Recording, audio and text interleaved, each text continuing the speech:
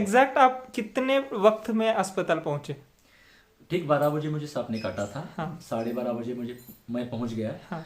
और नहीं, 12:30 बजने को 5 मिनट कम थे। हाँ, तो 12:30 मुझे अंदर डाला गया था। इनके साथ में थी हाँ। ना, इसलिए मुझे पता है। जब मैं पहुंचा ना तब मतलब कितना हाँ, वक्त हो चुका था? लगभग 15 मिनट हो गए थे हो तब गए तक। हाँ। 1:15 बजे कुछ आप पहुंचे थे। हाँ, पौने एक तो बजे। 12:30 बजे मुझे 1 बजे पूरा कवर होना चाहिए था। पूरा कवर में होना चाहिए था। लेकिन 1:40 तक सब मेरी क्रियाएं बंद हो चली थी। और किसी भी वक्त वो नजारा बहुत खतरनाक था, मैंने अपने आंखों से पैरालिसिस हो देखा है सकता कि था और स्ट्रोक का प्रॉब्लम आ सकता था, या उधर वेंटिलेटर या ऑक्सीजन नहीं था, वो दिक्कतें बढ़ सकती थी। इसलिए किसी प्रकार की रिस्क लिए बगैर वो करना पड़ा। अब मेरा एक सीधा सवाल है कि अगर किसी को सांप ने काटा है और दूसरी बात वो आनंद चिट्टी नहीं है, तो सभी चीजें ध्यान में रखते, उसका डर वगैरह ध्यान में रखते हुए आप कितना वक्त देना चाहोगे कि इतने वक्त में वो अस्पताल पहुंच सके? देखिए, मैं हर बार ये सवाल पहले भी आ चुका है कि इंसान को 2 घंटा जीवित रहना चाहिए। 5 घंटे तक केसेस 2 आए हैं। इसी साल का मैं यूपी का एक एग्जांपल देता हूँ। और यहाँ पर अंकली करके गाँव है, उन्होंने तो मेरा वीडियो देखा था, इसलिए उन्होंने बोला कि आपकी वजह से हिम्मत है। मैंने हिम्मत दी ऐसा नहीं बोल रहा हूँ, लेकिन आपके अंदर ही वो निर्माण करनी पड़ती है। कहने वाला कोई भी हो, लेकिन काम क्या करती है हिम्मत, ये हमने देखा। इस साल का एग्जाम्पल है। लेकिन 2 घंटे इंसान जिंदा रहना चाहिए, और मेरे ख्याल से 2 घंटे कोई भी अस्पताल में पहुंच सकता है। लेकिन कंडीशन है, आप डरना नहीं चाहिए। लगभग मुझे 1:40 मतलब 1 घंटा 40 मिनट हो चुके थे सांप काटने के बाद। 90% पेशेंट वहां पर मर जाते हैं, खासकर नाग और उसके बाद भी हमने वहां से केली को पहुंचा दिया। मतलब इस सब में लगभग 3 घंटे हमने गवा दिए थे, तब भी आनंद जी ने हिम्मत नहीं हारी।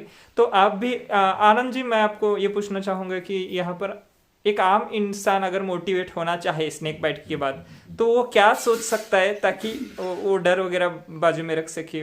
आप उन्हें कैसे मोटिवेट कर सकोगे? देखिए, मैं एक काम ही शुरुआत करता रहा भगत सिंह जी को आदर्श मान के। जब मुझे सांप ने काटा था और बहुत ज़्यादा पैमाने पर जहर फैला हुआ था। अभी तो ये जख्म इतना है, लेकिन यहाँ से यहाँ तक निकाला गया था। 18 साल पहले की बात है। उस वक्त मुझे आखिरी वक्त में जब मैं कोमा में जा रहा था, बाजू वाले लोग जो है सब बोल रहे थे कि मैं मर गया हूँ। जब मैं अस्पताल में था अकेला, डॉक्टर का एक इंजेक्शन भी नहीं था, या डॉक्टर भी वहाँ तक नहीं पहुँचे थे, घर वाला कोई भी मेरे साथ में नहीं था। तो उस वक्त मैं जब मेरी याददाश्त थी, तो आखिरी विचार मेरा ये था कि मुझे जिंदा रहना है। अभी मेरे हाथ से कुछ नहीं हो सकता, मैं उंगली भी नहीं हिला सकता हूँ, लेकिन मुझे जिंदा रहना है। ये 18 साल पहले की बात बता रहा हूँ मैं। और उस वक्त तक अब तक का जो एक्सपीरियंस है वही कहलाता है। और हर बार आप डर के कारण मच्छर काटने से भी मर सकते हैं, और हिम्मत आपके अंदर है, वो मौत के मुंह से भी आपको बाहर निकाल सकती है। और ये इंसान के अंदर, इंसान को बहुत बड़ी देन है, और दोनों चीजें आपके अंदर है। और आपको कौन सी चीज इस्तेमाल करना है आपको तय करना है। और आपको जहर से मरना है या डर से मरना है, ये भी आपको तय करना है। और आपको जहर अंदर है लेकिन मरना है, डर से मर रहे हैं, तो ये बहुत खतरनाक है। तो इसलिए आपके हाथ में वो हो सकता है, आपके हाथ में कुछ बांधने के लिए, इलाज करने के लिए, कोई मदद करने के लिए कुछ ना हो, लेकिन आप अपना साथ देना चाहिए। और ये हर मुश्किल वक्त में लागू होता है, और ये मैंने खुद लागू किया, इसलिए मैं बता रहा हूं। और ये हर किसी के अंदर है।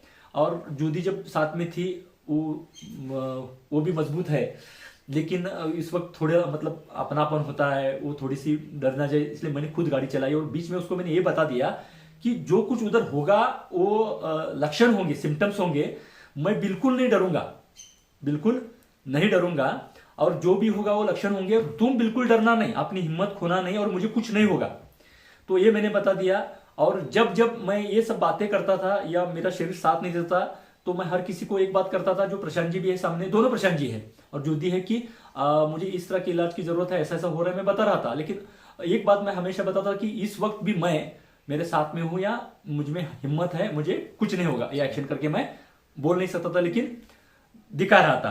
तो ये बात बहुत मायने रखती है, आपको हिम्मत बचा सकती है। तो आप डरिए मत, जो होता है होता है, लेकिन आपके साथ में हो जो हुआ है। एक बार सांप नहीं काटे, ये सोचना है वहां तक क्या प्रिकॉशन लेना है, सब सेफ्टी रखना, ये ठीक है। लेकिन काटने के बाद आपको जहर के खिलाफ एक लड़ाई है, जंग है, तो उसको लड़ने के लिए आप खुद के साथ तो होना ही चाहिए, और ये बहुत बड़ा काम आपके अंदर करती है, मेरा तजुर्बा कहता है।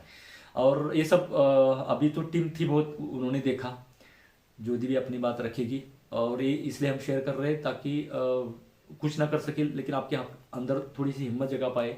और सांप काटने के बाद बात डॉक्टर की भी आती है, तो मैंने कहा कि डॉक्टर ने लापरवाही कर मौत की मुंह में जा रहा था, लेकिन एक जगह पर दूसरी जगह पर उतनी तेजी से मेरे ऊपर इलाज किया गया और आपके सामने मैं जिंदा हूँ।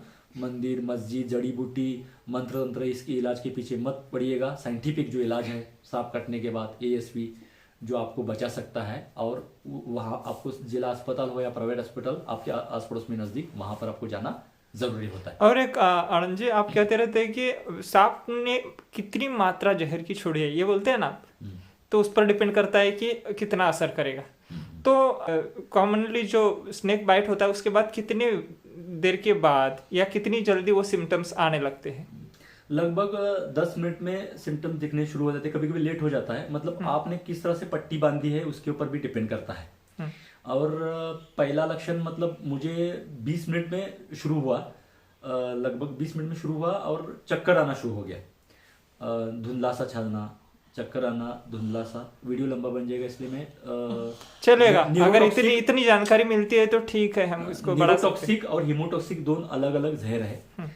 कुछ इस तरह के लक्षण है उनके कि चक्कर आना, आंखों के सामने धुंधला छा जाता है, आपको मतलब दिखने में दिक्कत आ जाती है, और बार बार मतलब इस तरह का बर्ताव होने लगता है कि आपको दर्द भी देने लगता है, और शरीर इधर उधर हिलने की कोशिश करने लगता है, मतलब अपने शरीर पर नियंत्रण नहीं रहता।